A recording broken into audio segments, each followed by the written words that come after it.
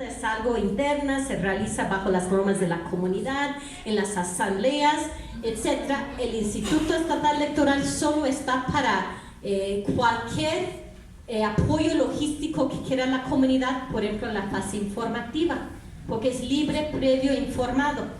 Entonces, Cherán es tan grande que se divide en 4 barrios, las asambleas son por barrios. Solo si es una emergencia se tocan las campanas y es una asamblea general, pero es de Cherán son 16,000 habitantes, ¿no? Entonces es más práctico en barrios, es siempre por barrios, generalmente 4,000 por barrio aproximadamente. Bueno, entonces, es decir, se vinculó con el derecho a la consulta, entonces la decisión estaba tomada, pero bueno, se hicieron primero las prácticas informativas y luego las asambleas de consulta y pues claro, una persona de 16,000 no levantó la mano, o sea, el 100% dijo cambio de régimen. Así quedó confirmado frente al tribunal que es algo que la mayoría de las y los comuneros querían. Esa es la vinculación en ese caso con el derecho a la consulta. Puede ser, yo no puedo conocer todo el país, pero temo decir que es la única consulta que sé que se ha realizado conforme a los estándares internacionales, porque realmente fue la información dada a las asambleas y las asambleas tomaron su decisión y reportaron al Estado y la información que querían lo pedían, ¿sí? Entonces, en ese caso ya se habían realizado muchas asambleas internas y las dudas se habían ya preguntado, pero bueno, si había más dudas se preguntaron también en la fase informativa. ¿Okay? ¿Cuál es la importancia de esa fase informativa? Nos vamos a parar a pensar en eso. ¿Alguien escuchó hablar del acueducto Independencia? ¿Sí? Es un acueducto que se construyó en el territorio de la nación yaqui, ¿sí? A lo mejor no hay tiempo para dar el contexto geográfico histórico, pero el noroeste del país es muy diferente que el centro-sur, ¿sí? El centro-sur del país es muy rico en agua y recursos naturales y los pueblos al momento de la conquista ya eran lo que llamamos sedentarios. Miren nada más Tenochtitlan, no había una ciudad tan grande en toda Europa al momento de llegar los españoles, se quedaron atontados pues en sus crónicas, nunca habían visto mercados así, una ciudad así, no, era muy grande, porque ya el pueblo mexica después de una migración se hizo sedentario, pues hay condiciones en el altiplano, hay agua. En el noroeste los pueblos dominaban territorios enormes, tenían un conocimiento de territorios enormes, porque si es desierto o semidesierto no puedes estar sedentario todo el año en un lugar, te mueres ahí. Entonces los pueblos de Baja California parte del año en Ensenada hacían una pesca enorme para tener para todo el año, subían a su sierra parte del año y sembraban y así tenían de todo en un territorio enorme, ¿no? Así, ¿cuántas veces más grande que Tenochtitlan? Pero porque el territorio necesita de ese movimiento, ¿verdad? Bien, entonces la tribu yaqui, al momento de la llegada de los españoles, de la invasión, era de los pocos pueblos sedentarios del noroeste. ¿Por qué? ¿Dónde vivían? Alrededor del río Yaqui. ¿Sí? Entonces, sí se movían y todavía conocían la caza y la recolección, pero hacían siembra alrededor de su río, eran más sedentarios. A través de los años de despojo y de agresiones terribles, y no solo en la colonia, incluso más después de la independencia y la revolución hacia la tribu, pues lo que se ha querido despojar es el río, ¿no? Para los agricultores yoris, que ellos llaman a los mestizos yoris. Entonces, el pleito ha sido para el control de sus recursos naturales de sus ríos. Su río, pues sin el río te mueres ahí, ¿no? ¿O qué puedes hacer? ¿Qué vas a comer? No puedes por lo menos mantener tu agricultura propia. Entonces, en ese contexto, es muy importante el tema de cualquier extracción de agua de su río, ¿sí o no? Entonces, aparte de una situación compleja que de todos modos no tienen acceso a su río por una serie de presas, ¿sí? Se construyó un nuevo acueducto para extraer más agua hace un par de años. ¿Qué hace la tribu Yaqui? Va hasta la Suprema Corte diciendo a nosotros no nos consultaron. O sea, apelaron el derecho a la consulta en vinculación a ¿qué? El derecho al territorio, a las tierras, a los recursos naturales, ¿sí? Y entonces efectivamente la Suprema Corte se basó en peritajes antropológicos que hizo el INAH. Si quieren ahora les platico los peritajes, así sensacional, nunca he visto un peritaje así. Hablaron de discriminación hídrica sistemática hacia la tribu, ¿no? Muy bien explicado. Y bueno, ese peritaje lo tomó en cuenta la Suprema, dijeron definitivamente aquí se tiene que consultar, aunque está haya concedido el acueducto, ese es el problema. Si el Estado mexicano no lo hace a tiempo, tú tienes que ir a exigirlo y el tribunal lo manda a hacer. Pero bueno, entonces ese es otro ejemplo de cómo se fue a exigir el respeto al derecho a la consulta. Es para que nos vayamos aterrizando el concepto. El derecho a la consulta puede tener que ver con muchos temas, ¿sí o no? ¿Sí? Entonces, hasta ahí, ¿alguna pregunta sobre lo que es el derecho a la consulta? He estado escuchando atentamente lo que he reflexionado sobre esto y he visto que ha sido violado. Ha mencionado usted 3 estados.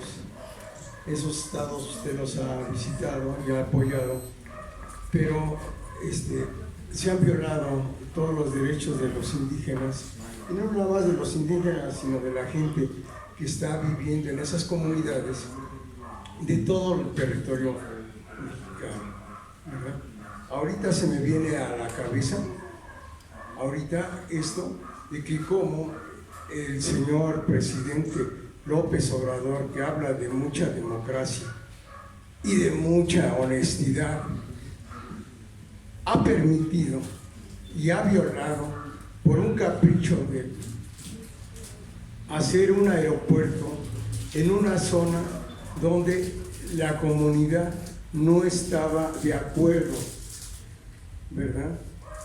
Donde no se le mencionó, aquí usted menciona, bueno, no usted, sino aquí se menciona, dice, los estados celebran consulta y cooperarán de a buena fe con los pueblos indígenas interesados por medio de las instituciones representativas antes de adoptar y aplicar medidas legislativas y administrativas que los afecten a fin de obtener su consentimiento libre, previo e informado.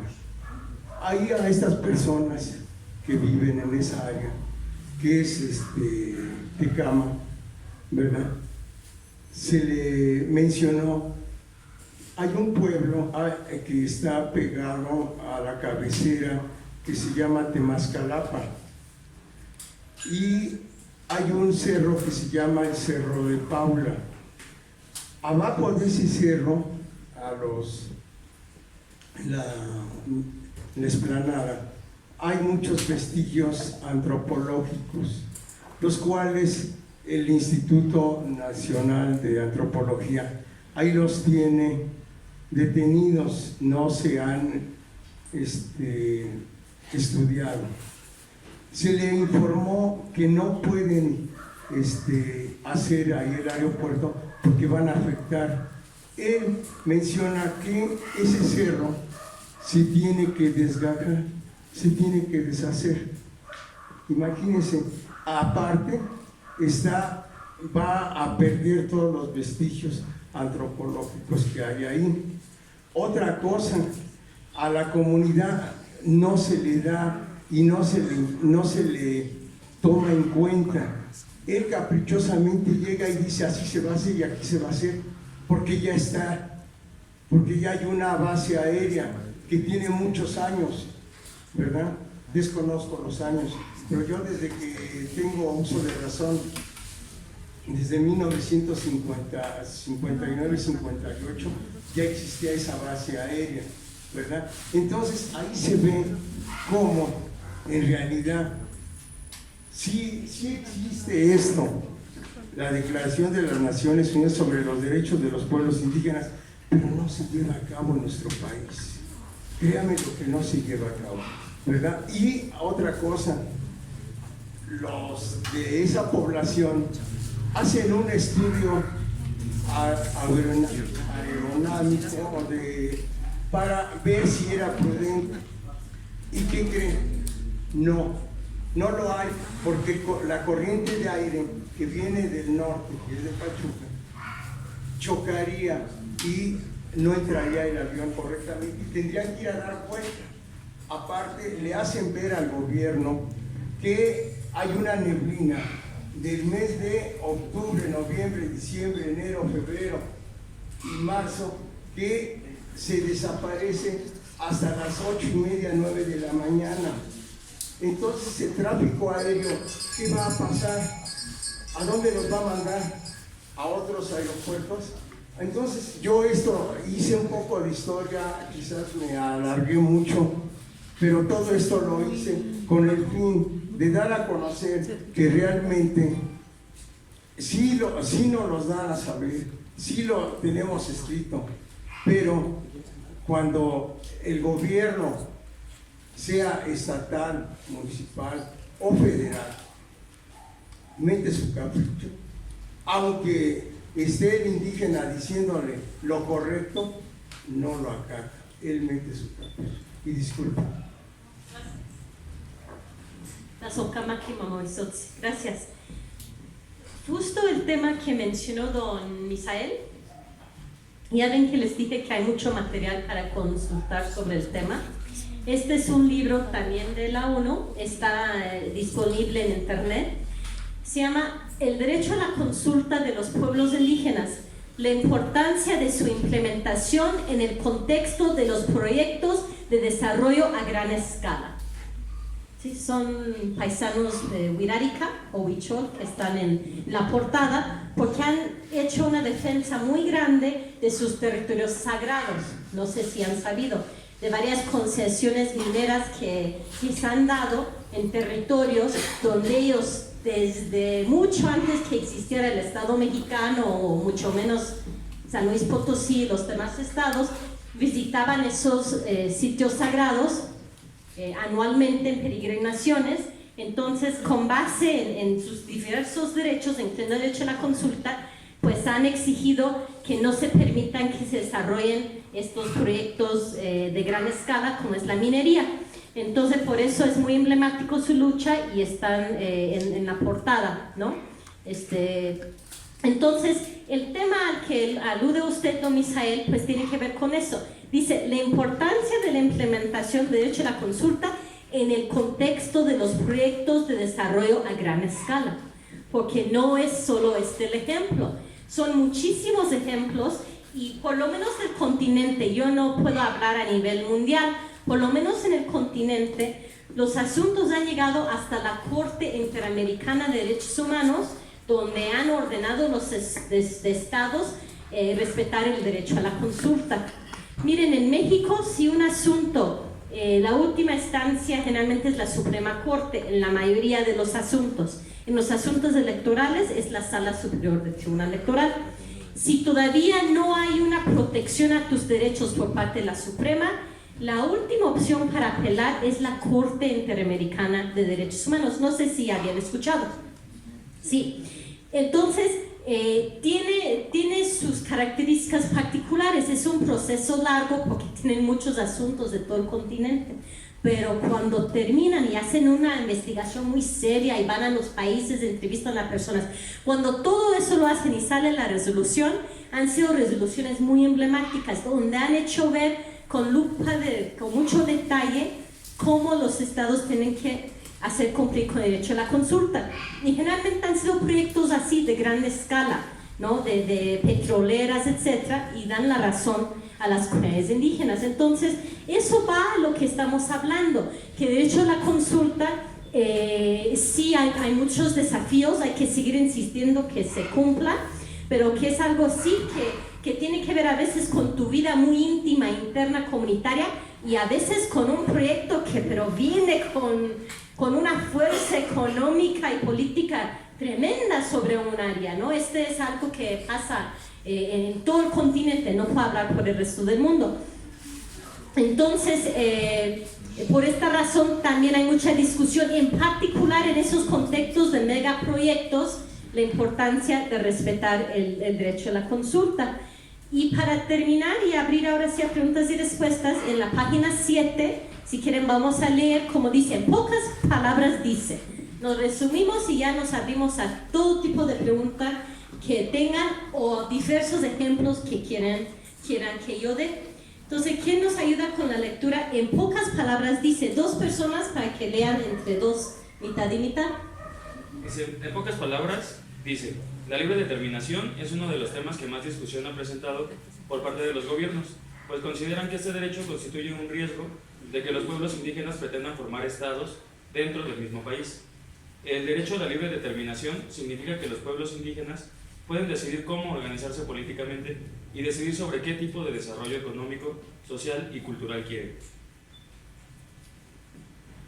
La consulta a los pueblos indígenas sobre cualquier tema que les afecte directa o indirectamente es uno de los derechos más importantes que contempla la Declaración, ya que no puede realizarse ninguna acción que afecte a las comunidades sin su consulta y una vez dado su pleno consentimiento, adecuadamente informado. También tienen el derecho a la autonomía, o sea, tienen la capacidad de darse sus propias leyes o normas de vida, ya sean escritas o no. Estos derechos que se encuentran en la Declaración ya están reconocidos también por la Organización Internacional del Trabajo, en el convenio 169 de la OIT, la Organización de los Estados Americanos, OEA, y la misma ONU.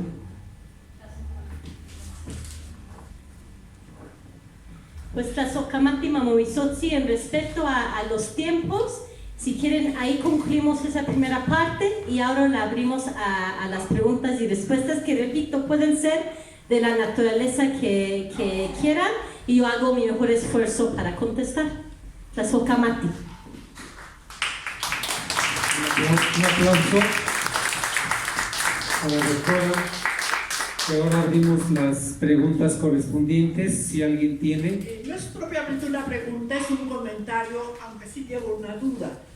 Yo creo que la premisa básica para exigir y ejercer el derecho a la consulta es tener una organización. En el caso de Cherán, el pueblo ya tenía una organización, nunca ha dejado de tener una vida comunitaria organizada y respeto a su propia forma purépecha de organizarse. En realidad, con o sin ejercer el derecho a la consulta, ejercieron el derecho a la autodeterminación, y esto fue previo. Yo creo que el derecho a la consulta sí conlleva una responsabilidad para los ciudadanos, y es estar organizados y respetar esa organización y la participación en ella. Creo que en el caso de Santa Lucía no se cumple esa premisa, tampoco se cumplió en Texcoco, donde hubo verdaderamente una masacre en Atenco, en el anterior aeropuerto, ¿no? Entonces, yo sí creo que antes de hablar de nuestro derecho, tenemos también que hablar de nuestra obligación. Si quieren, voy pregunta por pregunta.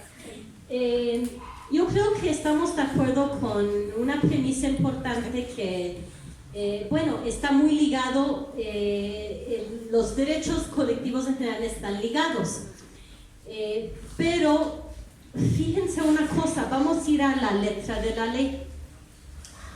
Aparte del derecho internacional, les mencioné que el artículo 2 de la Constitución también plasma los derechos colectivos, ¿verdad? Lo han hablado, me imagino, aquí ya, ¿o no?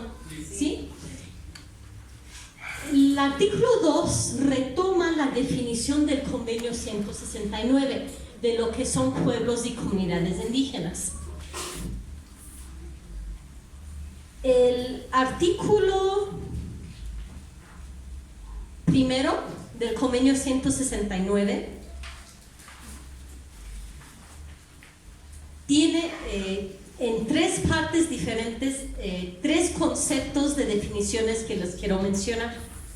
Vamos a ir al primero, lo que es el derecho a la autoadscripción o autodefinición. ¿Han hablado de eso?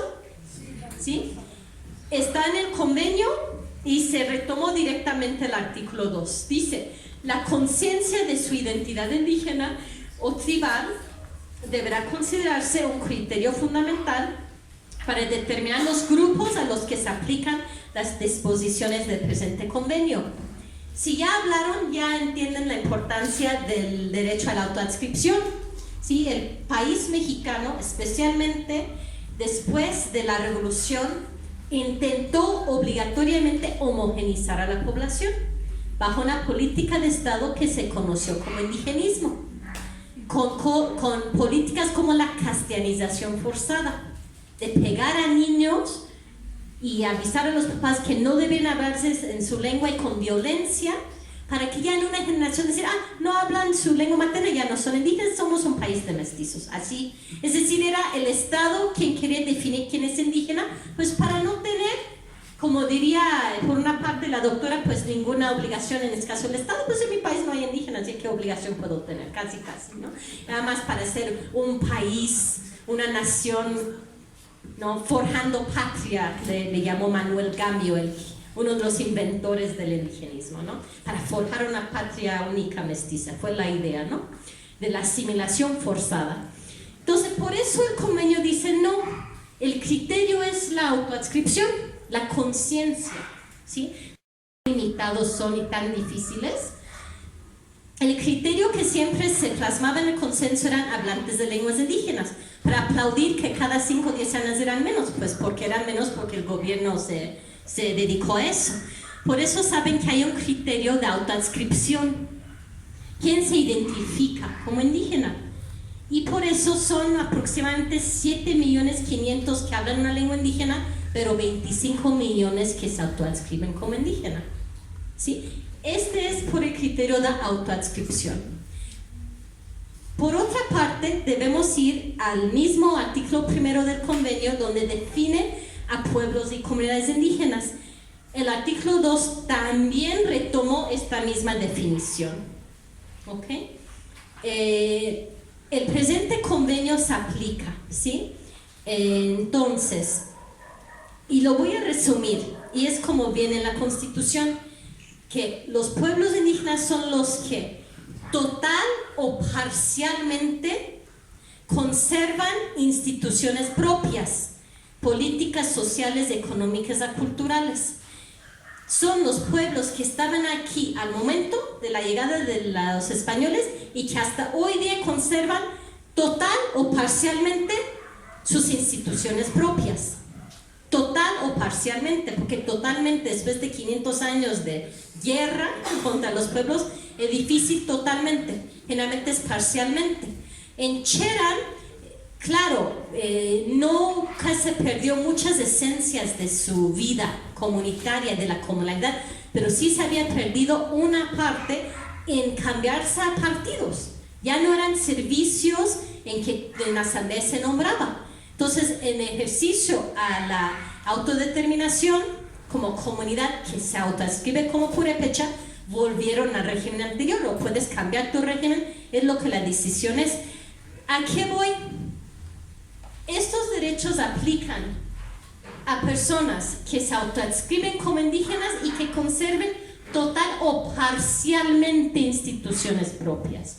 Total o parcialmente, ¿sí? Entonces, en los casos de un lugar como Texcoco, nadie va a negar que sea un lugar prehispánico y bueno, de suma importancia, Texcoco, ¿no? Todavía que niegue en otro lugar, pero Texcoco no. Es un lugar que tiene una continuidad histórica muy importante. Hay libros sobre los nahuas de Texcoco en la actualidad que dan cuenta de lo que se ha conservado de instituciones propias y los que no. Y sabemos, porque es parecido a partes de la Ciudad de México, que lo que ha conservado más Generalmente son trabajos comunitarios, ¿no? Faenas o tequios, fiestas y ritualidades, ¿no? Y otros elementos culturales dependiendo del lugar, ¿sí? Si sea la forma en trabajar la tierra, en forma de comerciar, ¿no? Entonces, eso sería la explicación de por qué se requiere consultar a un lugar, si estamos hablando de cualquiera de que mencionemos, que no haya conservado totalmente sus instituciones, pero parcialmente sí. Pero lo que dice también la doctora es muy importante: exigir un derecho siempre va a ser más efectivo si la comunalidad es fuerte, porque de todos modos se requiere de una forma en que se pueda consultar a la comunidad que pueda ser lo más apegado a lo propio, ¿no? Que tiende a ser la asamblea. Repito, no todos. Las tribus del noroeste son muy conservan cosas todavía más propias y más diferentes, y puede ser un consejo supremo o puede ser otra figura, pero muchas veces es la asamblea, ¿no? Entonces, si hay una asamblea fuerte que de por sí cada 8, 15, 20, mes y medio, 2 meses se reúne a discutir, y cuando es necesario tomar acuerdos y se sepa que